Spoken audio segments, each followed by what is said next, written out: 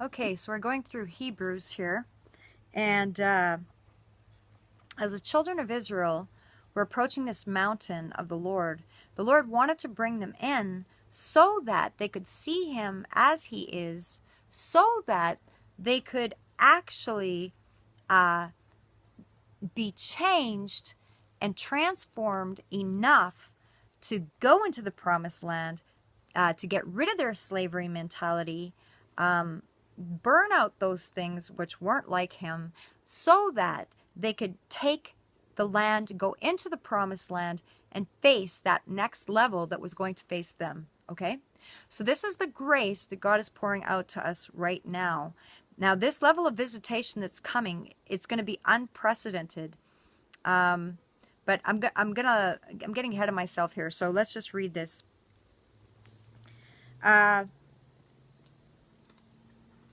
Okay. For you have not come to a mountain that may be touched, and to a blazing fire, and to darkness and gloom and a whirlwind. Okay? These were the things that were on the mountaintop. Now, I've been shown these whirlwinds coming. And when the Lord let me know that this was going to be the mountain of the Lord in July, he let me know this. There's going to be the mountain of the Lord, Zion, is coming to visit us. He's about to take us into his mountaintop, okay? Like the Jerusalem, the Zion is coming to us. People, if I could like just, do you realize what's about to hit us? It's something, okay, that has never been, okay? Now, this sign in the sky, September 23rd, all right, has never been since 6,000 years ago the way it is now, the exact alignment and everything. I'm not going to go into all the specifics of everything she represents right now, but it's not happened since the day of creation or when Adam was born, okay? So that is quite something that is coming around right now again, okay? It is very significant of what is about to be birthed forth as she birthed forth this Jupiter, the King, being formed, Christ in us, the hope of glory being formed, and what that represents, the crown of authority, him being the head again. You know, she comes out of the wilderness, the sun, clothed with the sun. Okay, that's Song of Solomon, chapter 8, verse 5. And it's interesting what the apple tree represents, but that's a separate study as well. But the point is though actually 5778. This is really interesting. Just a little side note. Okay, I am getting aside a little bit here, but anyways, 5778. The Hebrew inside of there. Somebody sent me a link. It was the most interesting thing. It's the only verse in the Bible where the geometrical or grammet, whatever, I can't even pronounce it properly. Anyways, the verbiage of 778, the Hebrew words of it, are found only in Song of Solomon, chapter 8, verse 5, all three of them. And so very interesting, because that talks about her coming up out of the wilderness, okay? So now, we're at that same place right now. We're about to be taken into this next level, and we're about to get our full inheritance. You know, we're about to go from seed form to our maturity form as sons of God. Okay, we're about to come into that, but we can't do it on our own. So in 2007, I'm just going to get into this because it's flowing that way. So I'll tell you my other encounter here. In 2007, going into 2008, it was New Year's Eve. I was about to go to my friend's place, little fellowship with the whole church, was going to be meeting there just for some food and fellowship. And I just bent down my knees and I just said, Lord, I just want to, thank you for the year. As soon as my knees hit the ground, instantly, it was just like a divine thing. The atmosphere started changing in the room. I went into this revelatory realm. In this revelatory realm, again, I was taken into the future. But not only the future, but the present. And I was shown a long, like odometer reader, 9999999, and it had just flipped, okay? And nobody had ever walked on it. It was like fresh territory. Nobody had ever walked on it before. And at the same time, I was given to know that a few had walked there, but this was going to be now on the more of the mass, okay? It was going to be something like a grace, a dispensing of that he was going to be pouring forth. And actually, years later, after 2007, years after, like just 2 years ago, the Lord actually put a name to it, and actually kind of shocked me, but he actually called it a dispensation. You can have more than one dispensation going on at the same time, by the way. It's just you can have a dispensing of this, a dispensing of that. Well, this is a dispensation of special grace, but it's also a dispensing, he called it the fullness of times, where everything that's in seed form is now coming into maturation. Okay, so it's like the harvest of all the harvest, the good, the bad, the ugly. So in 2013, I was seeing whirlwinds, ones that would take you up and ones that would take you down. In that year as well, I was seeing 999, 911 all the time. Now, number 9 stands for fruitfulness. I'll share the good ones first. It stands for fruitfulness. It stands for harvest. It's also the fullness of the Trinity. Okay, so you have the 3 times 3, the fullness of the Trinity. You know, as well, you have the number 11, which is transition. So the number 9 stands for also judgment, okay? The end of a thing, the end of a matter coming to its fruition on the other side is judgment, okay? So kind of number 9 represents kind of like the end of a thing as well. So, anyways, now on the earth, 911 here in North America means red alert, emergency. 999 is in the hospitals. It's for the heart, interestingly. The heart, you know, cardiac arrest, heart, which I was just talking to you about coming into the heart of the matter, into the correct plumb line of heaven, resonating with heaven here on earth. And at the foundation of it. Then, of course, in Britain, 999 is, again, emergency. It's like our 911 is 999 over there. Okay, so that's the flip side of it. But it could also be a fruitful transition. So it could be judgmental transition we're about to just go into, or it could be a fruitful transition we're about to go into, depending on which side of the line you want to be on. And again, just like in Joshua's day, he said, as for me and my house, we will serve the Lord, right? So what side of the line, where do you want to go, and how much do you want this? Because you're going to have to determine that now. Because when this turbulent move comes, which is untouched by the hands of man, where God himself is going to build this baby, and you know, the best thing we can do in a whirlwind is stay out of its way. Just stay out of the way. God will get the job done. Just stay out of the way. Just let him have his way. He's been looking a long time for people that will finally yield. It's not a stop sign. A stop sign would mean we're not alive at all. But a yield sign means we're one entity. God is the other. This entity is yielding to that entity. Okay, that's why it's a yielding. Okay, so we're still moving. But in him we live, we move, we have our being now. And we're going to come to a place of rest where we cease from our own works and we come into his works. And it actually has a warning there in Hebrews chapter 4. And this is New Testament. And he's telling us, labor to enter into that rest of all things, to enter into that rest, which is a synchronicity, a oneness of God and us. So in 2007, going into 2008, in this encounter I had, after I saw the odometer reader, I saw us coming into that third level, okay? I saw the third level, basically, of what we were going to be walking in for those that wanted it and came into it. So in that third level, or what I was seeing, he gave me 3 examples. But the one, he took me up into like Jesse Duplantis, he showed me when he was at the throne room. And he was seeing the function of God the Father, and who is the source of all life. And you know, because he is the Father of creation, and one little he said his little pinky moved like this, and an angel just went flying across the room. He's in the throne room, and he hears like the heartbeats, so to speak, of God the Father. It's like out of it comes all the power and the life source of life. It's like And he said it's so majestic, and he can't even see the fullness of God because he wasn't at the place yet where he could see it. So he's just down, face down on the ground, like just trying to take this. Like his body is vibrating from being in the throne room and this power going on. And then he says, out from inside of that power, and he was just able to see like up to the hands, but this light that was so glaring and bright that you couldn't even look into, out from inside of it comes, oh, I guess I should do it this way, out from inside of it comes this figure walking towards him, and it was Jesus, a figure he could handle, taste, and touch, so to speak.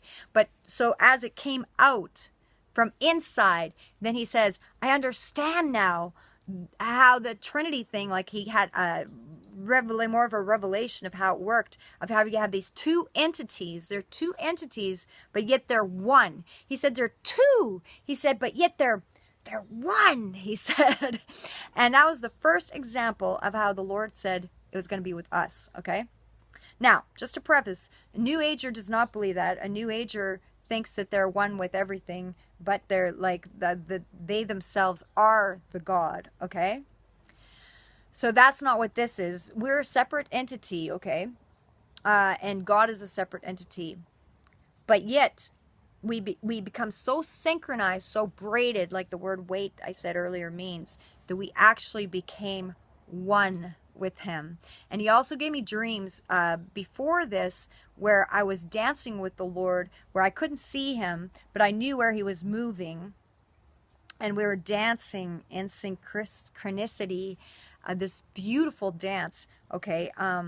And as well, he would give me 111 all the time. And when I inquired, it meant that we became one with him in spirit, soul, and body, okay?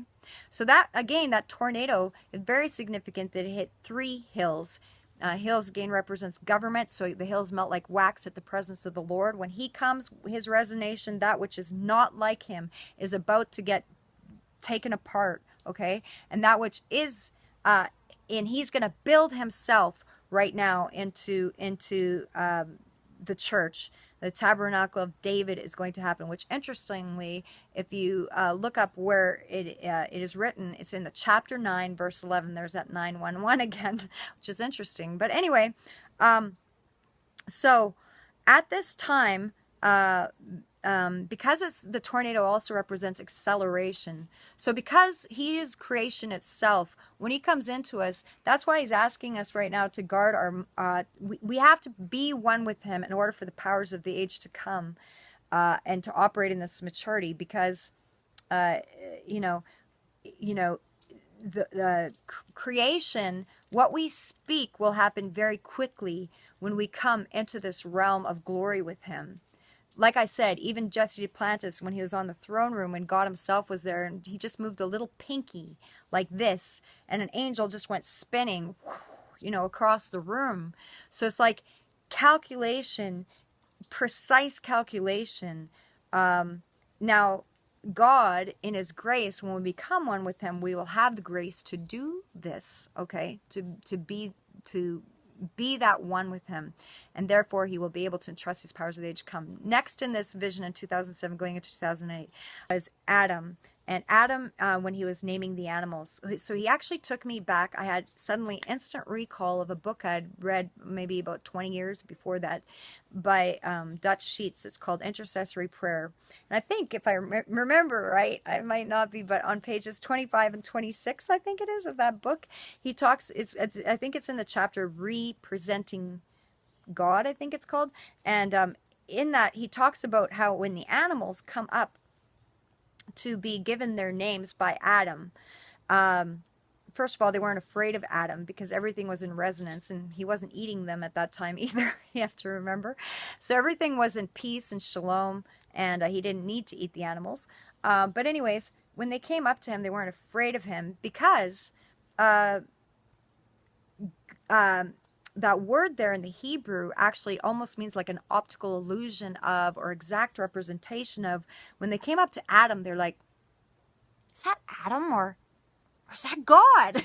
They couldn't tell the difference because he was the express image, in the glory, okay, in the glory or likeness of God the Father.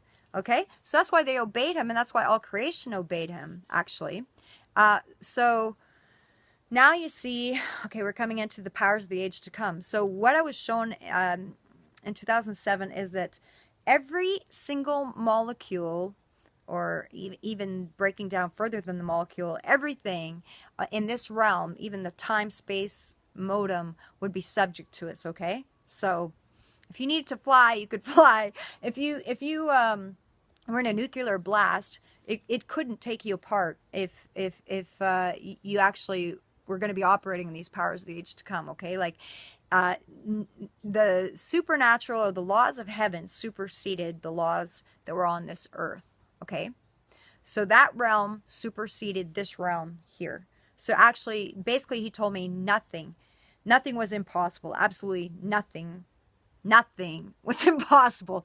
And that's what we were about to step into. Like I said, it kind of really blew my mind. And he actually wanted me to write about it, and I was actually afraid to write about it. And that's something I was disobedient on. And now, because of the time we are now coming into, he's telling me to tell them, even on video, tell them what is about to come. I'm a witness. I'm one witness of what I saw and what I can tell you of things that are about to come. Now, there's much scriptural backup for this, but I'm not going to go through that right now. I'm going to probably still write the book, and as well, probably on a separate video, go through some of those scriptures and go into it a little more detail. But for today, I'm just sharing with you of this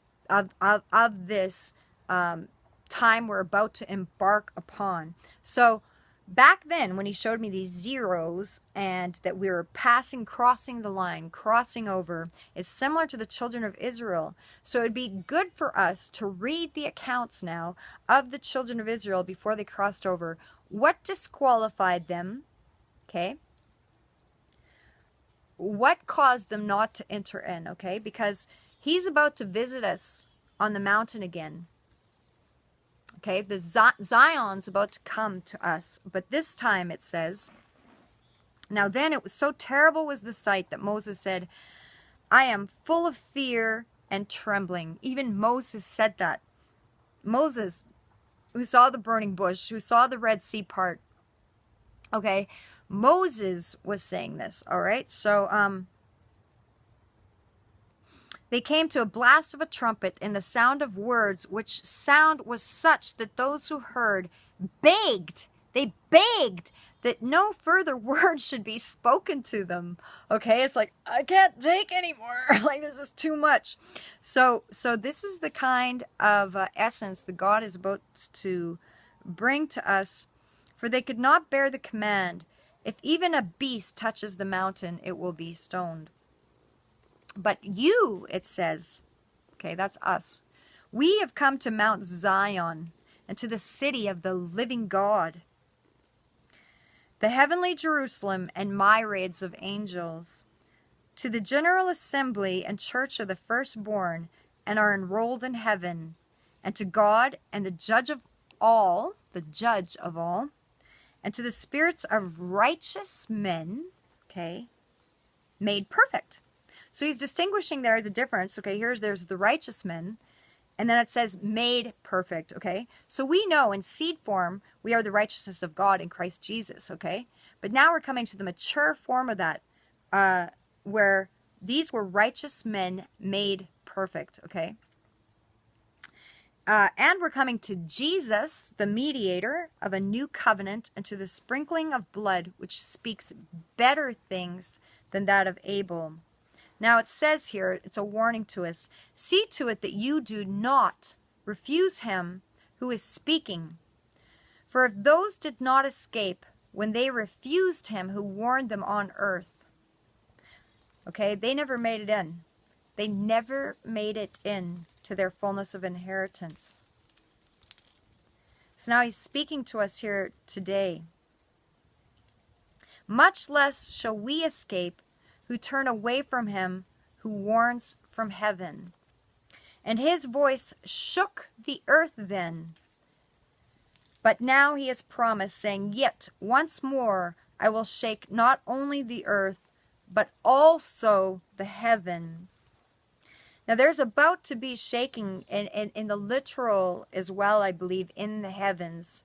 I have personally a friend who's been seeing over and over again big meteors coming to the earth, and there'll be signs, and even the heavens, it says, are going to be shaken, like stars being taken out of their courses.